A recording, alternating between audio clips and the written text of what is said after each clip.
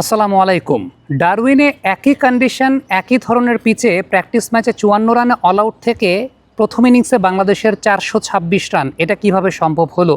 এটা সম্ভব হয়েছে বাংলাদেশের বেটার ব্যাটিং প্ল্যানের কারণে, এবং সেই ক্রেডিটটা আমি মোহাম্মদ আশরাফুলকে অবশ্যই দিতে চাই। এবং সেই সঙ্গে ব্যাটসম্যানদের যে এক্সিকিউশনের জায়গাটা, সেই এক্সিকিউশনটা একটা গুরুত্বপূর্ণ ভূমিকা রেখেছে। এবং সেই এক্সিকিউশনটা মূলত হচ্ছে পেস বোলারদের বলের শাইনটাকে নষ্ট করা। বাংলাদেশের ব্যাটসম্যানরা, টপ অর্ডার ব্যাটসম্যানরা বলের শাইনটা নষ্ট করেছে। এখন বলের শাইনটা তারা কিভাবে নষ্ট করেছে আমি দুইভাবে প্রমাণ করতে চাই। একটা স্ট্যাটিস্টিক্যালি, পরিসংখ্যানগতভাবে, আরেকটা হচ্ছে টেকনিক্যালি, একদম টেকনিক্যাল বৈশিষ্ট্য দেখিয়ে। টেকনিক্যালি একটু শুরু করি। সেটা হচ্ছে, আপনি খেয়াল করে দেখবেন যে অস্ট্রেলিয়ান ব্যাটসম্যানরা ম্যাক্সিমাম চপটন হয়ে আউট হয়েছেন, অর্থাৎ ইনসাইড এজে তারা আউট হয়েছেন। অন্যদিকে বাংলাদেশের ব্যাটসম্যানরা কিন্তু এরকম ইনসাইড এজ হন নাই। কেন হন নাই? কারণটা হচ্ছে বাংলাদেশের ব্যাটসম্যানরা ওই টাইপের বলগুলোকে ম্যাক্সিমাম ছেড়ে দিয়েছেন। আপনি দেখবেন প্রচুর পরিমাণের বল বাংলাদেশের ব্যাটসম্যানরা ছেড়েছেন। শর্ট বল করা হয়েছে, তানজিদ তামিম প্রচুর শর্ট বল ডাক করেছেন।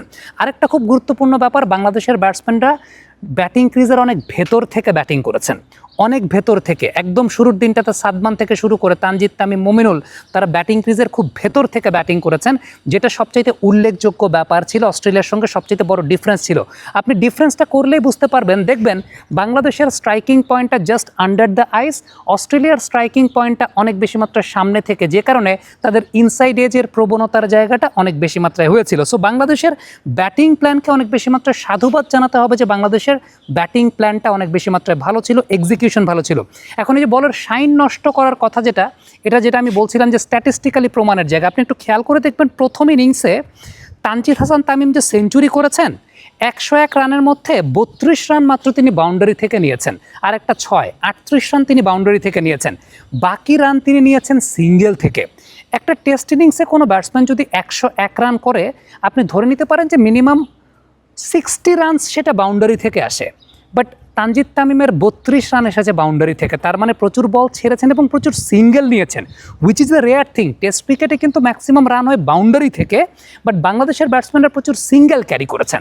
নাজমুল শান্তকে যদি চিন্তা করে দেখেন, তিনি ৮৪ রান করেছেন, যার মধ্যে 7টা ৪ মেরেছেন, মানে ৪ 7 ২৮ রান তিনি শুধুমাত্র বাউন্ডারি থেকে নিয়েছেন, আর একটা ছক্কা মেরেছেন, ধরলাম ৩৪ রান।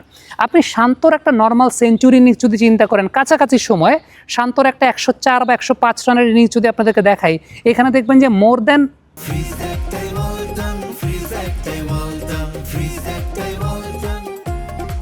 50-60 রানস তিনি নিয়েছেন বাউন্ডারি থেকে। কিন্তু এই ইনিংসে প্রচুর পরিমাণে সিঙ্গেলস নিয়েছেন। আরেকটা বিষয়, শান্ত কাউন্টার অ্যাটাক করেছেন শর্ট বলে, একমাত্র শান্তকে সাবলীলভাবে পুল শটে দেখা গেছে, ভাগ করে নিয়েছিলেন।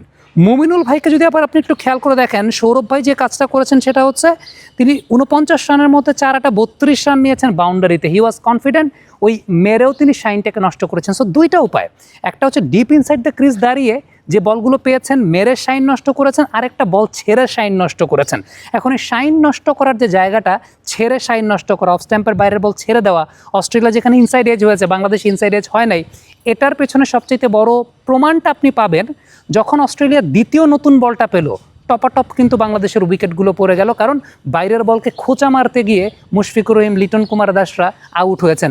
আপনি তার আগে যদি চিন্তা করে দেখেন, তানজিদ তামিমরা এই বলগুলো ছেড়েছেন।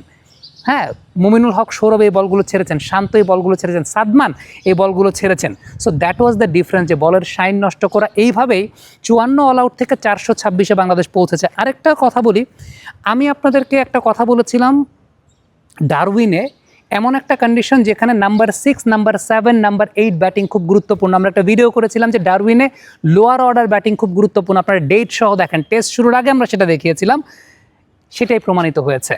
একদিকে আপনি মেহেদী হাসান মিরাজকে দেখলেন, মেহেদী হাসান মিরাজই তো রানটাকে আসলে বাড়িয়েছেন। অস্ট্রেলিয়াও চিন্তা করেন যে ক্যামেরুন গ্রিন লাস্ট পর্যন্ত লড়াই করে গেছেন। সো ডারউইনের নাম্বার 6, নাম্বার 7, নাম্বার 8 ব্যাটিং খুব গুরুত্বপূর্ণ। এটা বলেছিলাম আরেকটা স্ট্যাটিস্টিক্স ডিকোড করে। গত বছর অস্ট্রেলিয়া এ এবং শ্রীলঙ্কা এর মধ্যকার যে ম্যাচ হয়েছিল, সেই ম্যাচে কিন্তু নাম্বার 6, নাম্বার 7, নাম্বার 8 থেকে শ্রীলঙ্কা এ প্রচুর রান পেয়েছিল। So that is the thing.